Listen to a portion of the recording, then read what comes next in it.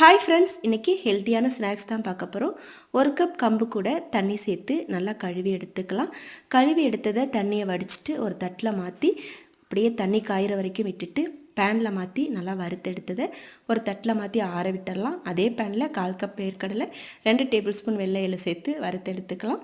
திரும்பவும் ஒரு 1/4 கப் அளவுக்கு தேங்காவையும் சேர்த்து வறுத்தெடுத்துக்கலாம்.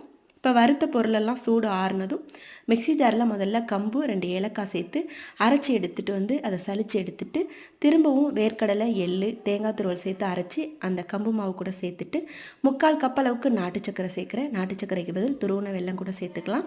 2.5 டேபிள் ஸ்பூன் அளவுக்கு உருக்குன நெய் சேர்த்துட்டு நல்லா கலந்து விட்ட பிறகு லட்டு பிடிச்சிக்க வேண்டியதான்.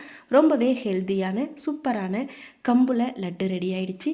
லீவில் பிள்ளைங்களுக்கு செஞ்சு கொடுங்க, விரும்பி சாப்பிடுவாங்க, நல்லாயிருக்கும். பிடிச்சிருந்தா லைக் பண்ணுங்கள். நன்றி, வணக்கம்.